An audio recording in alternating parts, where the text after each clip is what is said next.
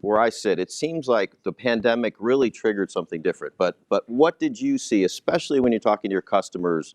Were you getting types of questions you hadn't been asked before? What was changing during that early 6 months or so of the pandemic? I think over the last decade and a half, Kirk, there has been a lot of evolution that has happened in terms of how the companies perceive nearshore as a credible location for their outsourcing. Before that, it was predominantly, I would say, between, say, North America and India was sort of a standard model that we had. And nearshore would come only for the instances, for the needs which could not be filled, for example, with India or Philippines type of a model. It would not come on the top of the list in terms of the location strategy from that particular point of time. Now, what we have seen in last 7-8 years, and especially when digital becoming the most important strategy for all the customer, that it's becoming more and more location agnostic offering for our customers. They don't really care whether the work is being done from India or from Eastern Europe or from nearshore, as long as the talent is available. Looking at through the lens of pre-pandemic, you would think it would be highly disruptive if you're outsourcing or sourcing to Eastern Europe. You might be very, very concerned. There's people estimating as many as 100,000 or more Belarus and Russian developers have fled or gone somewhere else. A surprising number of Ukrainians have stayed in their country. But nonetheless, because of this intense amount of comfort now with remote work and people being nomadic and the job still getting done, do you think it's less impactful than it might have been before, Anthony? How much does this Eastern European destabilization matter to the global system? Yeah, so we think a lot about that, and not just because of the situation in Ukraine recently, but because of the pandemic, right? So we were forced to really think and diversify our exposure to labor shocks due to everybody having to be remote. We had challenges that we had to overcome in terms of, mobilizing large groups of partners to work remotely when all of our contracts clearly stated that they were supposed to be working in a center. So we had to reimagine our contracts. We had to do all kinds of things with legal and security to be able to create VPN access to all of these resources. So that really opened up our eyes in terms of, how do we prepare for the next set of events?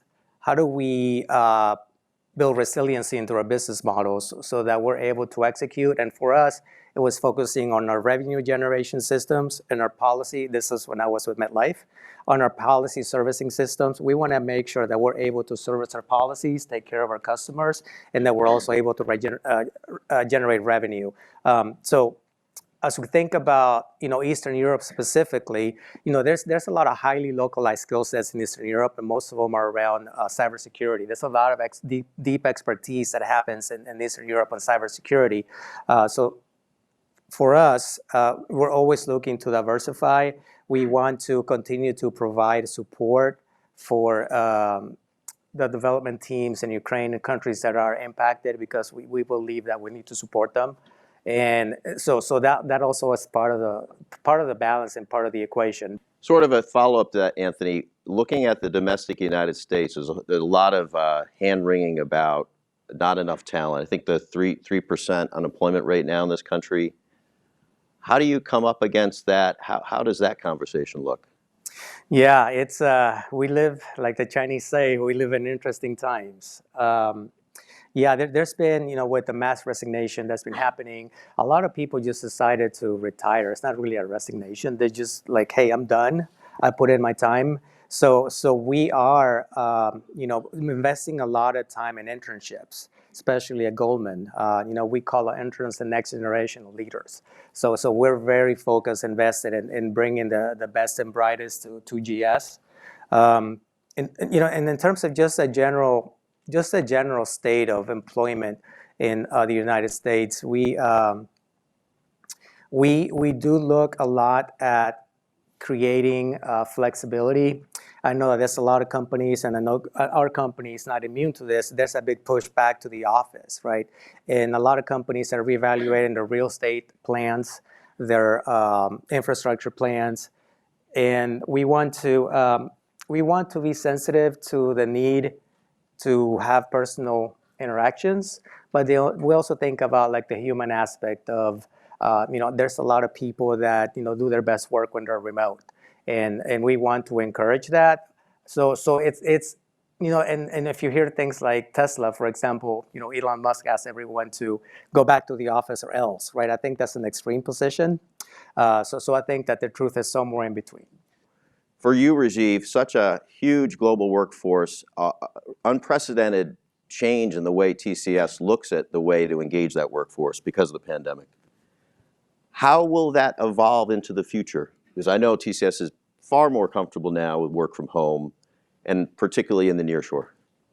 So we have been investing for some time, Kirk, on creating that sort of a platform for all of us. Now we are almost reaching 600,000 employees globally, spread across close to about 55 countries. So for us to have that sort of a platform to serve our customers, which is first, it's safe because we are working for those Fortune 1000 companies. So the data and the security and the privacy becomes number one issue for us. So whatever platform we have needs to be safe. It needs to be productive, that people can work in the same way as what they have been working. They've been used to working in an office, and it needs to be collaborative, because that's what the agile way of working is. How do you bring the teams of 7 people, 8 people, 10 people together in a collaborative environment? So the base foundation was already in making.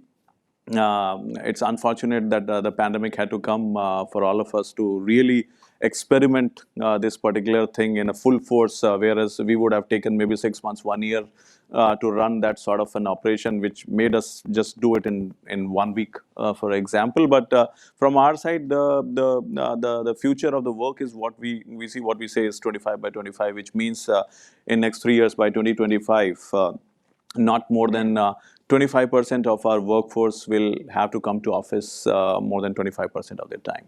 So this is what is the theme of vision of work, what we are driving, and that is where we are creating the policies. It's around it in terms of the collaboration, in terms of human resources, in terms of infrastructure, safety, security. Everything is being driven, and that's what we believe the employees being working neither 100% from home nor all the time in office. It has to be a hybrid type of a culture which brings in the best of everything together to both the employees and as well as to our companies. It always comes up. I think it's less relevant than it used to be, but there's always this question among sourcing decision makers about, Latin America, there's geopolitical instability, or I'm concerned about the left becoming too powerful. You do hear this, but at the same time, on aggregate, the Latin America sourcing community grows incredibly strongly. The only countries that seem to not ever be considered currently are places like Venezuela and Cuba, which are literally, it's illegal for US companies to do business there, basically. But short of that, when you hear this conversation, when you discuss, at least we'll start with you, Rajeev, when that question comes up, how do you respond?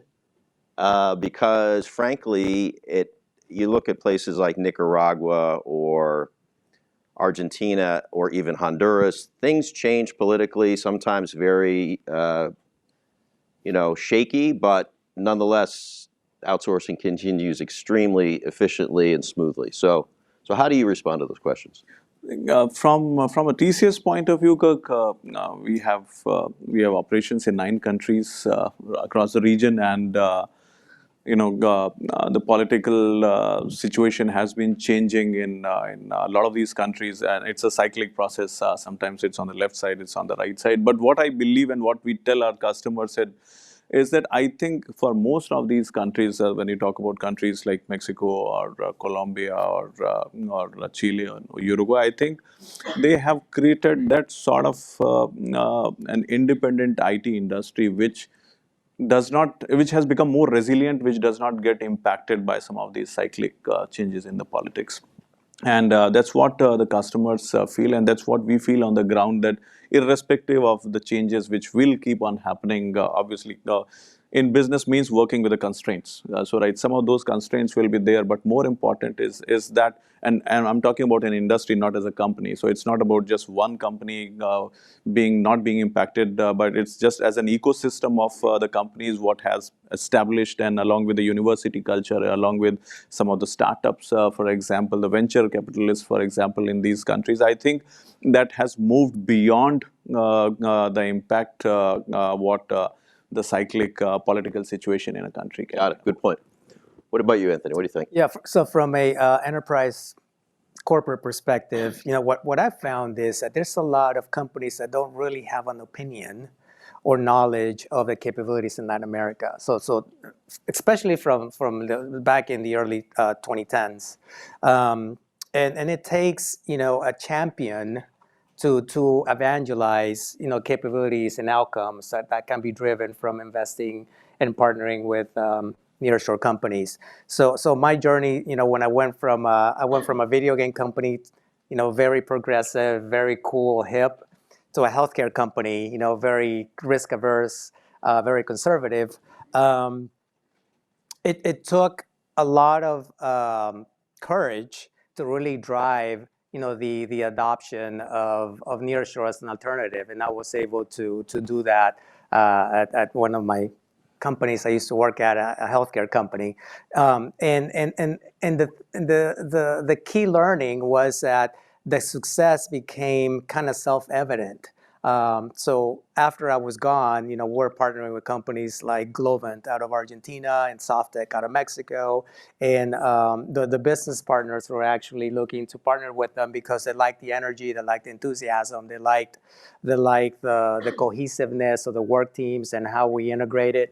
And that's a model that I continue to bring to all the companies that I join. It's because I firmly believe that we need that operational effectiveness that can happen from a nearshore partner that allows our people to become more strategic, more customer facing, more innovative, and then that allows for higher capability, and we also do it at the top of the house. We do that as well. So we try to de-emphasize our need on the high tier consulting firms. We want to develop our people to be able to have that consultancy expertise.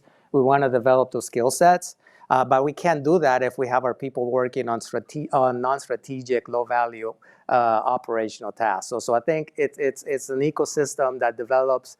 That if you're able to harness it properly, you're able to create better engagement from your employees, growth opportunities, and then to really optimize the way that work is done.